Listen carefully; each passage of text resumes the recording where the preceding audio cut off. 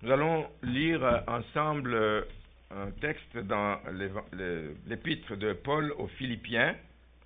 Je vais lire chapitre 1er, Philippiens 1. Je vais lire le verset à partir du verset 3.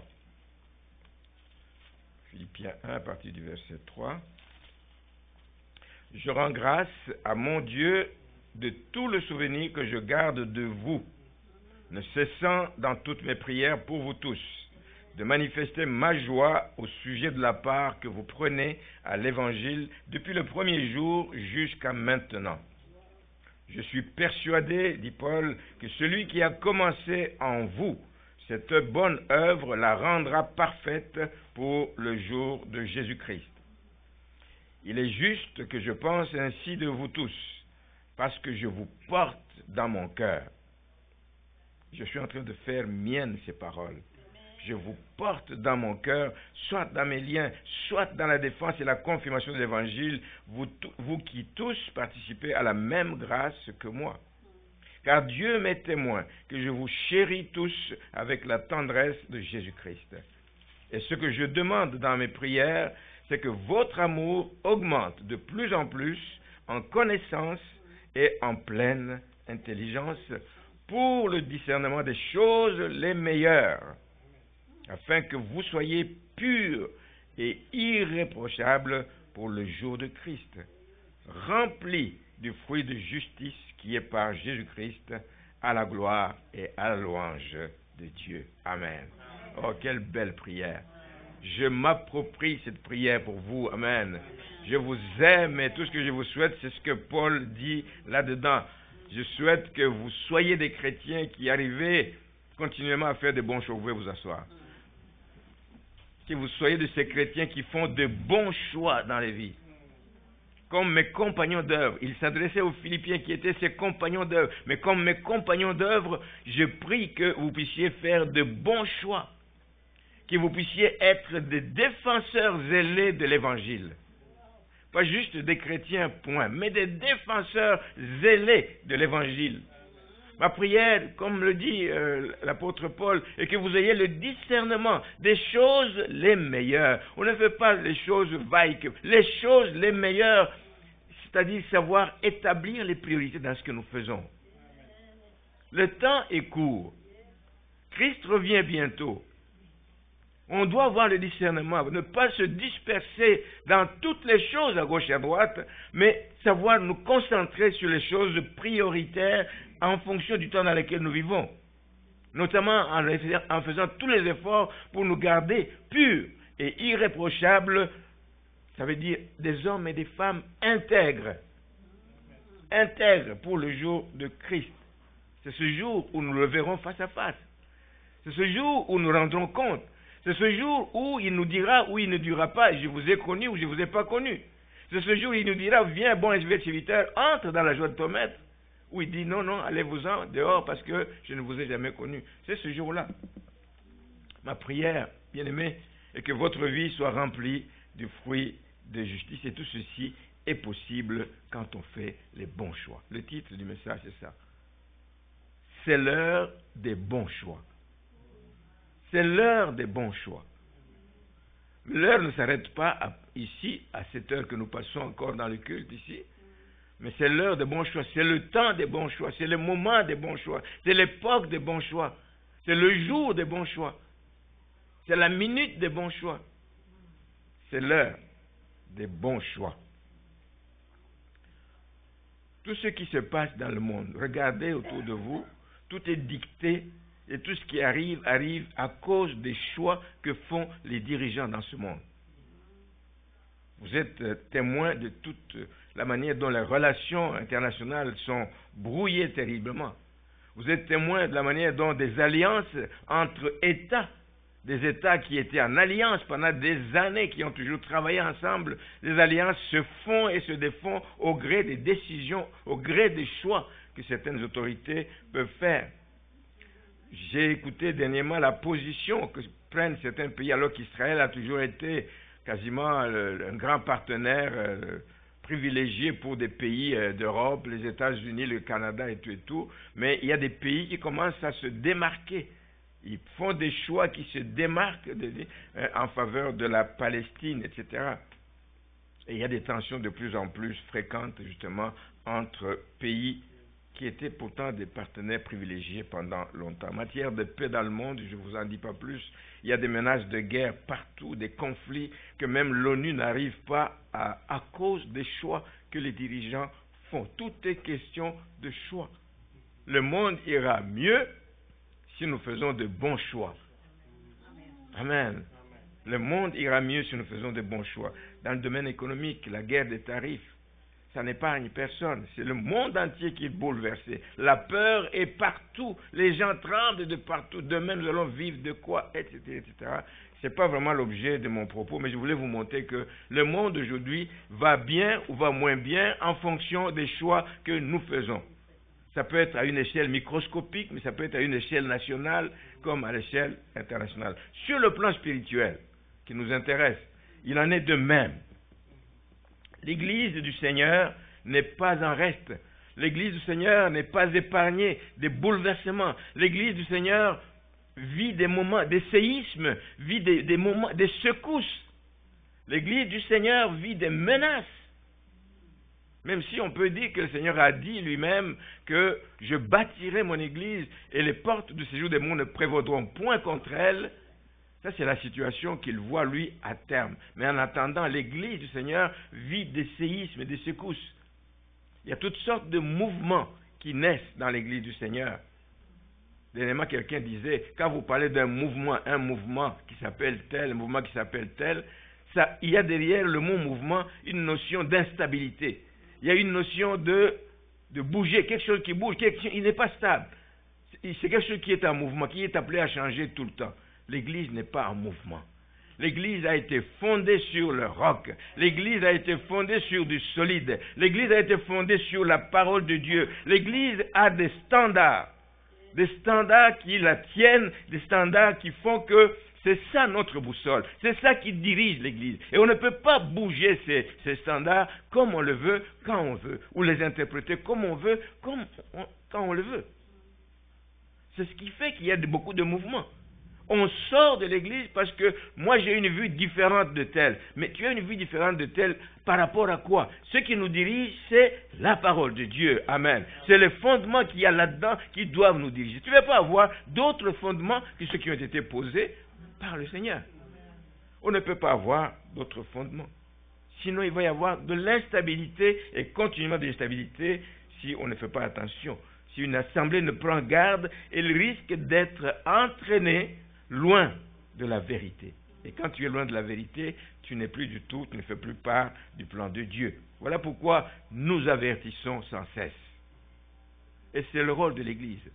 C'est d'avertir. Avertir des dangers qui courent. Avertir, c'est afin que le peuple de Dieu, afin que nous tous, nous puissions demeurer fidèles à notre Maître. Nous avons un maître, nous avons celui qui nous dirige, nous avons celui qui veut nous orienter. C'est dans telle direction que je veux que vous alliez cette année. Amen. Nous avons un maître. Jean Calvin, que vous connaissez, a dit ceci dans le passé. Il dit, un chien aboie quand son maître est attaqué. Ça paraît évident. Un chien aboie quand son maître est attaqué. Et il ajoute, il dit, je serais bien lâche si, voyant la vérité de Dieu assaillie, foulée aux pieds, si je faisais du muet. Je serais bien lâche si je faisais du muet sans sonner mot. Fin de citation.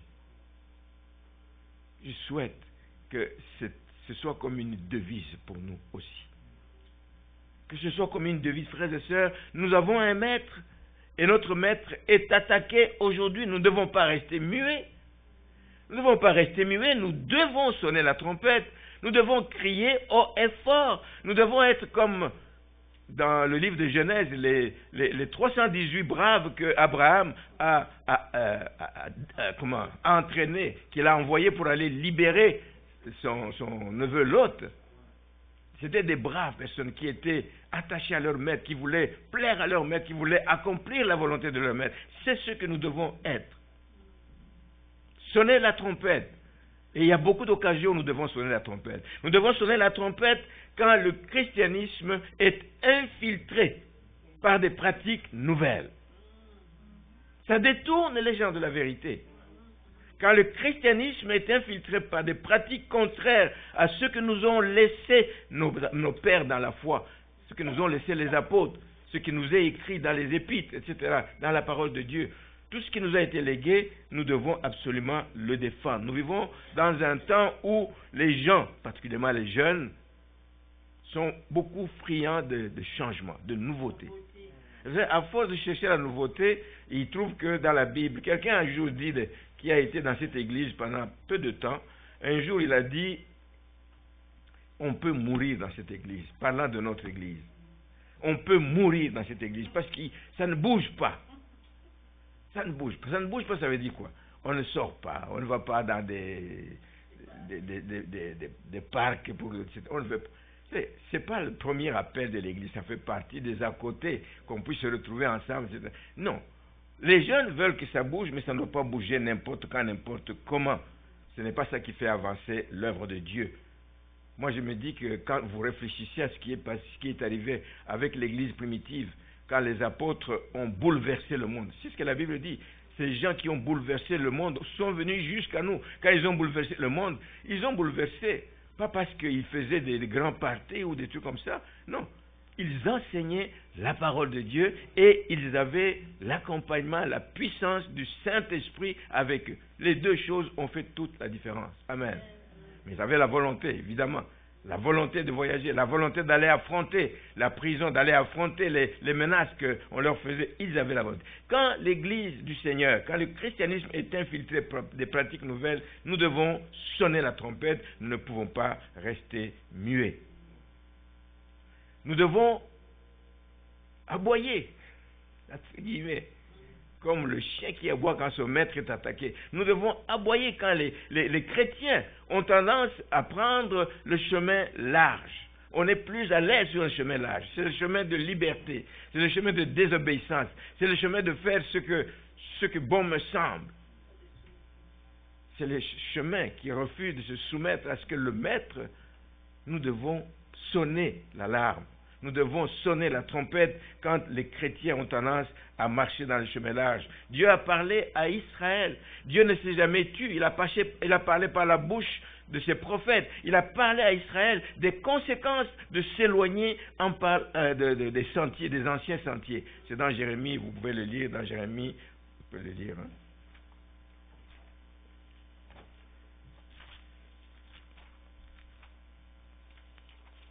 Dans Jérémie au chapitre 6. Voilà. Le verset 16 dit ceci. Ainsi parle l'Éternel. Placez-vous sur les chemins, regardez et demandez quels sont les anciens sentiers, quelle est la bonne voie, marchez-y et vous trouverez le repos de vos âmes. Mais ils répondent, nous n'y marcherons pas.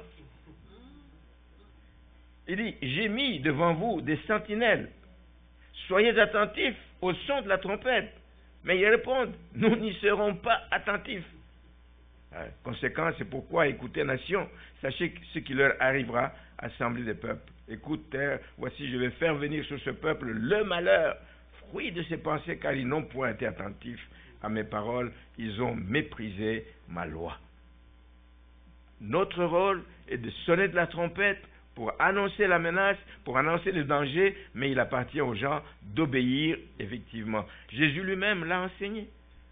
Quand il était sur terre, en parlant donc à ses disciples, dans Matthieu 7, verset 13, il dit « Entrez par la porte étroite, car large est la porte, spacieux est le chemin qui mène à la perdition, et il y en a beaucoup qui entrent par là. Mais étroite est la porte, resserrez le chemin qui mène à la vie, et il y en a peu qui les trouvent. » On aime ce qui ne vous sert pas, ce qui ne vous bloque pas, ce qui ne vous empêche pas d'aller dans les directions où vous voulez aller. Le chemin étroit, c'est cela. Vous restez sur ce chemin.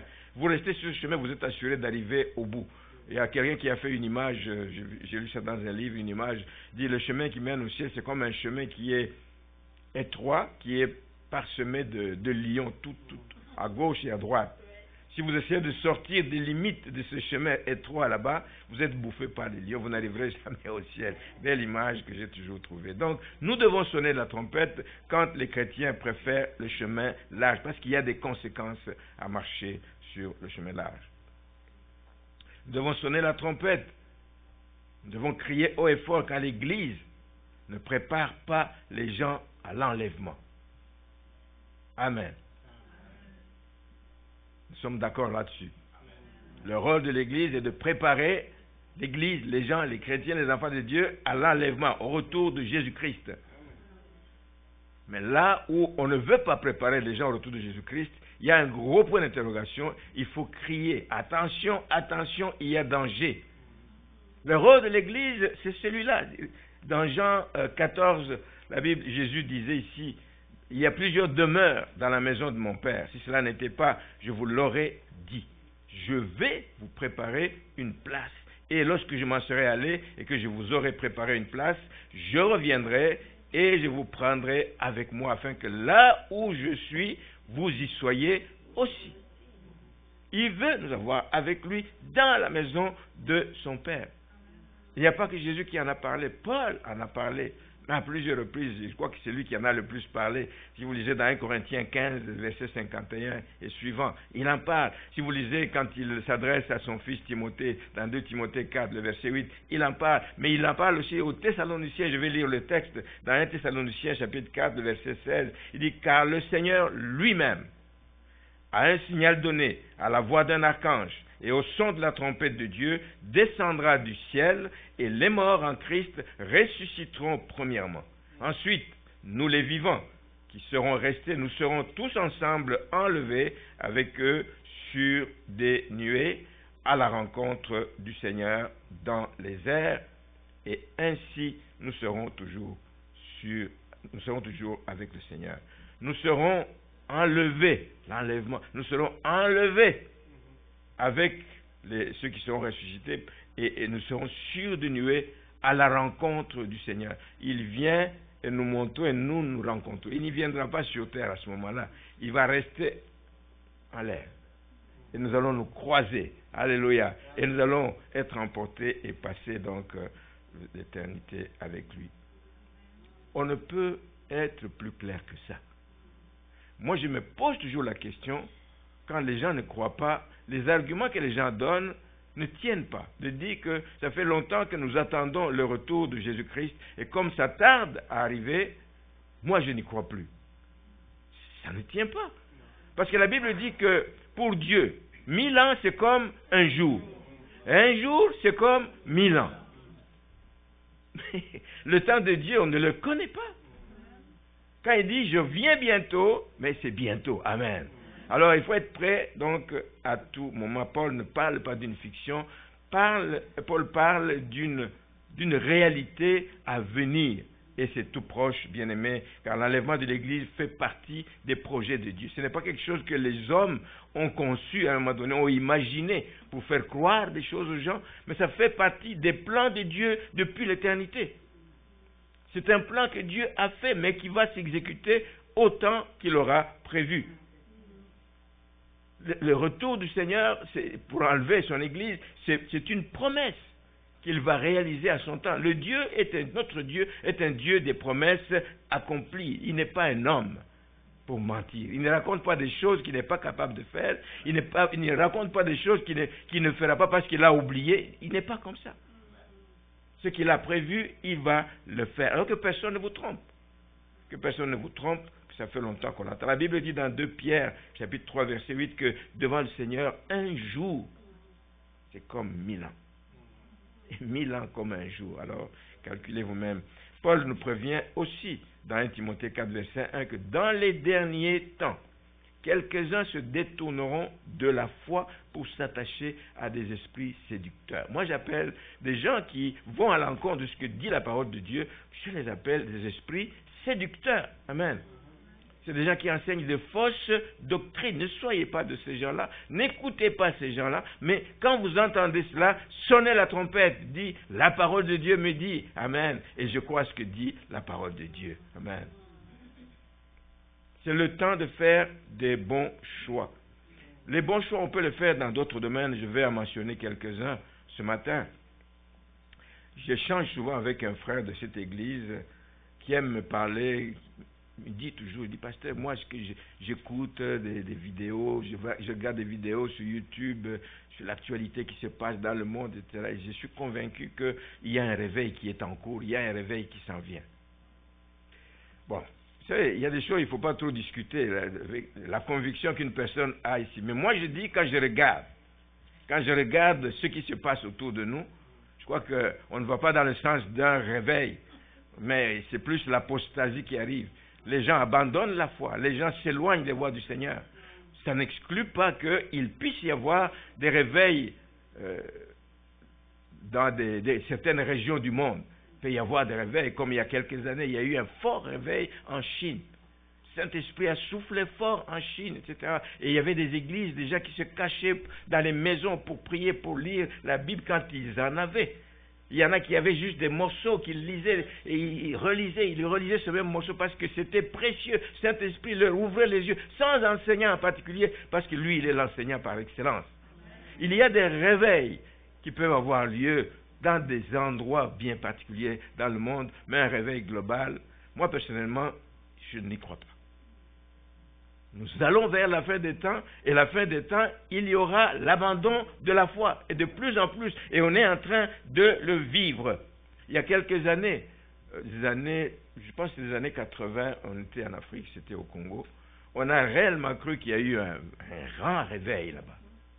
Il y avait des campagnes d'évangélisation qui drainaient des dizaines de milliers de gens. Il y avait des grands serviteurs de Dieu qui venaient de partout, d'Europe, des États-Unis, de partout, et qui venaient faire des campagnes d'évangélisation. Et puis quand ils faisaient l'appel au salut, c'était par milliers que des gens avançaient. On a cru. Il y a eu multiplication des assemblées, etc. Mais au bout de quelques années, vous savez, quand il y a eu une réelle conversion, quand les gens sont passés par la vraie repentance, qu'il y a une réelle conversion, on voit les fruits dans la vie des gens. Mais ce qu'on voyait, c'était différent. Si bien qu'un serviteur de Dieu, justement, a dit un jour, il dit, le réveil qu'on a connu les années 80, c'était un réveil de chant et de danse. C'est pas ce que le Seigneur attend de nous. Un chant de réveil et de danse. Un culte où on saute dans tous les sens, on chante à tue-tête. C'est pas ça le réveil. Le réveil apporte le changement de vie, le changement des cœurs en profondeur. Et moi je dis que là où le Seigneur a touché la vie d'une personne, ça se voit. Même les gens du monde le voient. Même les gens du monde le confessent et disent, mais oui, cet homme a réellement changé. Mais si on ne voit pas de fruits dans votre vie, où est le réveil? Quel est le sens du réveil dans votre vie? Donc, le réveil, nous en voulons certainement, mais nous voulons qu'il y ait plus de fruits. Parce que la réalité que nous vivons fait part plutôt d'un état d'apostasie qui grandit beaucoup de plus en plus. Les chrétiens se refroidissent, ils s'attachent justement aux esprits séducteurs. Ils aiment tout ce qui est à la mode. Dans l'église, il y a aussi la mode. Ils aiment ce qui est à la mode. Les autres font ça. Dans toutes les églises, on fait ça comme ça. Si nous restons là, on va nous traiter d'extrémistes, on va nous traiter de zélés, on va nous traiter de gens à part, on va nous traiter même de gens de religieux, sectaires ou je ne sais pas quoi. Mais est-ce qu'il faut avoir peur de ce que l'homme pense ou il faut plutôt avoir peur de ce que Dieu pense? Ce qui doit nous diriger, c'est ça. Ce n'est pas ce que les hommes disent. Donc nous ne sommes pas appelés à suivre pour suivre. Suivre le mouvement, suivre ce qui est à la mode. Non, bien-aimés, ici nous nous battrons pour que ces choses n'arrivent pas. Et j'espère que vous êtes derrière moi dans ce sens. Amen. Qu'est-ce qu'on voit encore? C'est que le christianisme a tendance à se diluer dans l'œcuménisme. Le christianisme est fort, le christianisme est puissant parce qu'il est basé sur le rocher des âges. Le christianisme, c'est quelque chose de solide, c'est quelque chose qui n'est pas un mouvement, c'est quelque chose qui est stable, c'est quelque chose qui est appelé à demeurer jusqu'à la fin des temps. Jésus l'a dit, je l'ai dit tout à l'heure, je bâtirai mon église et les portes du séjour des morts, toutes les attaques qui peuvent venir de n'importe où, Oui, ils peuvent secouer l'Église, mais ne prévaudront point contre elle. Donc, le christianisme, quelque chose qui est appelé à demeurer. Alors, nous ne pouvons pas courir derrière d'autres religions pour chercher à dire, non, non, non, non, il faut qu'on s'unisse, c'est l'amour entre nous, etc. Et puis chacun amène ce qu'il croit, et bien, pourvu que vous, si vous croyez en notre Jésus-Christ, non. Il n'y a qu'un seul chemin qui mène à la vie, c'est le nom de Jésus-Christ. Amen. Tu ne peux pas invoquer Mahomet, tu ne peux pas invoquer Bouddha ou je ne sais pas qui et espérer aller au ciel. Non. Amen. Amen. Le christianisme n'a pas à se diluer dans l'œcuménisme. C'est un mélange de pratiques spirituelles. Moi, j'aime toutes ces personnes qui sont dans ces religions. Ce sont des créatures de Dieu. Je les aime et je sais que Dieu les cherche. Et je sais que Dieu les appelle. Il m'appartient, moi, à prier pour ces personnes. Il me revient à moi de les exhorter en priant pour que le Saint-Esprit les touche. Mais le fait de dire, nous nous mettons ensemble, nous commençons à nous fréquenter, et puis chacun garde sa religion, etc., sa position, et tout, je ne suis pas sûr que ça donne quelque chose. Il y a une sœur qui est venue ici dans cette église il y a quelques années, qui a été exhortée sur le salut, etc., et sur le Saint-Esprit. Elle a été exhortée longtemps, et elle comprenait, elle avait soif d'en savoir davantage, et oui, elle a décidé. Mais quand chaque fois qu'elle rentrait dans son église, dans son assemblée, et qu'elle racontait ce qu'elle venait d'apprendre, elle disait, non, tu n'es pas à la bonne place. Tu n'es pas à la bonne place, ce n'est pas la vérité. La vérité est que tu ne peux pas perdre ton salut, etc. Oui, si tu vis une vie chrétienne comme Dieu l'attend, tu ne peux pas perdre ton salut, c'est vrai. Mais si tu te détournes complètement de Dieu, si tu te détournes de Dieu, tu ne marches plus dans ses voies, volontairement et sciemment. Non. Alors, cette sœur a décidé de quitter cette assemblée parce que l'assemblée bloquait la personne. Elle avait été convaincue sur base de la parole de Dieu. Pas sur base des enseignements seulement de l'Église, mais sur base de la parole de Dieu. Et quand elle veut rentrer dans son assemblée pour essayer de leur dire, voici ce que dit la parole de Dieu, elle dit non, oublie ça. Oublie ça, c'est pas vrai. C'est nous qui avons la vérité. La décision, elle a prise de quitter et d'aller dans une assemblée qui croyait comme elle a été enseignée. Le christianisme n'a pas à se diluer de cette façon-là. Le seul chemin qui conduit vers le Père, c'est Jésus-Christ. Et c'est ce que Jude le dit. Jude le dit dans le verset 3 du chapitre 1er. C'est pour cette foi transmise aux saints, une fois pour toutes, que Jude nous exhorte à combattre. Nous nous combattons pour cette foi qui a été transmise aux saints. Nous ne combattons pas pour une foi diluée, transformée, où il y a des ajouts, où on a retiré des choses, mais c'est la foi qui a été confirmée par les enseignements que nous avons reçus, hérités des apôtres. Je vais soulever un dernier problème en terminant. C'est celui des pratiques. Vous allez me dire que j'exagère peut-être, mais je le dis pareil. Les pratiques que l'on emprunte au monde et que l'on veut insérer dans l'Église. Des pratiques qui n'ont aucune base dans les Écritures. Elles n'ont pas de place dans la maison de Dieu. Moi, je les qualifie de feu étranger. Je les qualifie de feu étranger qu'on amène dans l'Église. C'est dangereux d'amener le feu étranger. Relisez l'histoire des deux fils de Aaron, Nadab et Abihu, qui sont morts. Ils sont morts devant l'Éternel parce qu'ils n'ont pas respecté les consignes que Dieu avait données. Ils ont amené le feu étranger qui ne donne pas gloire à Dieu, et ce feu étranger doit être banni dans la maison du Seigneur. Vous pouvez lire ça dans le livre des Nombres, chapitre 3, le verset 4. L'Éternel, ils sont morts devant l'Éternel quand ils ont apporté le feu étranger, c'est que Dieu ne leur avait pas ordonné. Donc, faisons attention à ces pratiques qui sont empruntées au monde, parce qu'on ne peut pas se moquer de Dieu. Qu'est-ce que je veux dire par là? Ces pratiques, je vais vous donner cet exemple. Moi, je crois que c'est des pratiques qui sont une sorte de simulation de ce qui s'est passé ou ce qui se faisait dans le temps quand la nuée du Seigneur descendait dans l'assemblée. C'est arrivé, par exemple, dans le livre des rois, 1 roi chapitre 8, versets 1 à 6, lorsque on devait inaugurer le temple que Salomon venait de construire. Il a fait appel à tout le peuple, tous les hommes d'Israël se sont joints à Salomon, les anciens, les chefs des tribus, les chefs des familles, les sacrificateurs et les lévites ont transporté l'arche jusque dans le nouveau temple qui venait d'être construit. Alors on a offert des sacrifices, des bœufs et des brebis par milliers, etc., ont été offerts à Dieu. Tout ça est bon jusque-là. Les sacrificateurs déposèrent l'arche dans le lieu très saint. Et au verset 10 de ce passage, 1 roi 8, verset 10, lorsque les sacrificateurs ont fini de déposer l'arche, quand ils sont sortis du lieu très saint, ils sont revenus vers le peuple, la nuée de la présence de Dieu remplit la maison de l'Éternel. La nuée, c'est comme une vapeur, c'est comme une fumée, etc.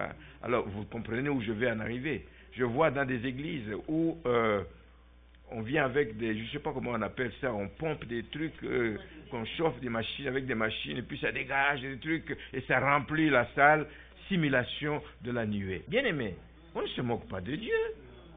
Pourquoi vous voulez... C'est quoi? Ça signifie quoi dans la maison du Seigneur? Et j'ai vu ça, c'est arrivé dans une église en France, et un serviteur de Dieu qui était qu'invité. Il était invité, ce n'était pas le pasteur de l'église. Il était invité, et il a levé la voix. Il a levé la voix pour dire, on n'est pas dans une boîte de nuit, arrêtez-moi ça tout de suite. Quel courage. Et j'ai dit, merci Seigneur qu'il y ait encore sur cette terre des hommes qui ont le courage de dénoncer ce genre de choses dans la maison du Seigneur. De l'imitation. Ce n'est pas le monde qui doit nous apprendre comment faire les choses, c'est nous qui devons aller influencer le monde. Mais nous voulons prendre ce qu'il y a du monde et puis l'amener dans la maison de Dieu. Amen. Et l'amener dans la présence du Seigneur, faisant semblant que c'est la gloire de Dieu. Non.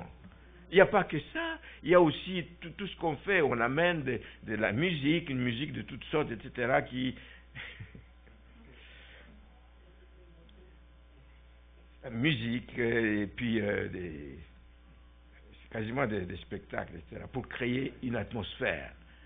L'atmosphère est bonne pour que le Seigneur agisse, pour que le Saint-Esprit agisse. C'est faire semblant, c'est des choses artificielles. Ce n'est pas des choses qui glorifient le Seigneur. On n'est pas dans une boîte de nuit quand on vient dans la maison du Seigneur. Ce qui attire la présence de Dieu, ce sont des cœurs sincères. Ce sont des cœurs sincères, des cœurs contrits, des cœurs qui craignent Dieu. C'est ça qui attire la présence du Seigneur. Ce qui attire la présence du Seigneur, c'est une louange qui vient du fond de soi. Pas juste chanter pour chanter, pas juste la belle mélodie, mais une louange. Oui, c'est bon aussi qu'on offre au Seigneur une louange, une belle mélodie au Seigneur. Je ne suis pas contre ça. Mais ce n'est pas ça. C'est vraiment quelque chose qui vient du fond de notre cœur, en reconnaissance pour qui il est, en reconnaissance de la grandeur de notre Dieu. Et je bénis le Seigneur que dans ce monde, nous ayons encore des personnes qui ont ce sens de responsabilité pour dénoncer les gens, pour appeler l'Église à faire des bons choix. Nous sommes dans l'état de la fin. Il faut faire des bons choix. Qui plaisent, qui pas plaisent à une partie de l'Église, mais nous faisons les bons choix parce qu'ils sont conformes à ce que le Seigneur attend de nous. Et ça, c'est capital pour l'Église du Seigneur. Car l'Église est appelée à être le sel de la terre. L'Église est appelée à être la lumière du monde. L'Église ne doit pas se conformer au monde. C'est le monde qui doit être transformé. Amen. Par tout le travail que le Saint-Esprit fait via son Église. Et c'est ça qui va bouleverser l'humanité tout entière. Comme ça s'est passé dans l'Église primitive. Dans l'Église primitive, la force de l'Église primitive, c'était qu'ils étaient basés, les enseignements étaient basés sur l'autorité de la Bible. L'autorité des Écritures, je ne vais pas dire la Bible parce qu'elle n'existait pas encore de la forme que nous avions, mais l'autorité des Écritures, c'était pour eux, ce qu'ils prêchaient, c'était la parole de Dieu. Et la parole de Dieu, c'est la volonté de Dieu écrite pour nous aujourd'hui. Amen. C'est la parole de Dieu. Alors il y a différents mouvements de pensée, évidemment, verront encore de jour, etc. Il y a beaucoup de mouvements qui peuvent naître, ce n'est pas étonnant. Mais ils peuvent changer, ils peuvent disparaître, etc. Mais la parole de Dieu ne change pas. La parole de Dieu demeure à toujours. Deuxième chose qui faisait la force de l'Église primitive, C'est la place et le rôle du Saint-Esprit. C'était des gens qui n'avaient pas d'instruction. C'était des gens qui étaient des gens du peuple. Mais quand ils parlaient, ils drainaient les foules, ils drainaient l'attention des gens. Des cœurs étaient touchés et des gens étaient étonnés. Mais comment ces gens, ils n'ont pas d'instruction, ils peuvent parler comme ça? Saint-Esprit. Deux choses capitales qui doivent diriger tous nos choix. C'est que nos choix doivent être basés sur la parole de Dieu. Nos choix doivent être dirigés par le Saint-Esprit. C'est lui qui est le continuateur de l'œuvre de Jésus-Christ. C'est le Saint-Esprit qui est le garant du succès de l'Église. C'est le Saint-Esprit. Jésus est parti, il dit, je ne vous laisserai pas seul, je vous enverrai un consolateur. Il viendra vous révéler tout sur moi. Il viendra vous conduire dans les voies de vérité, de justice. Il viendra vous conduire dans la direction où je veux que mon Église aille. Et donc, sans l'assistance du Saint-Esprit, on ne peut pas faire grand-chose, on ne peut rien faire de bon. Alors, c'est l'heure des bons choix. Vous savez quoi faire, recourez à la parole, ayez avec vous l'accompagnement du Saint-Esprit. C'est un conseiller par excellence, par ce temps de la fin où il y a beaucoup de mélanges, beaucoup de choses, vous ne savez plus quoi choisir, quoi écouter, quoi ne pas écouter, mais que le Saint-Esprit vous dirige en toutes choses et nous verrons la gloire de Dieu. Amen. Amen. Nous allons nous incliner dans la prière.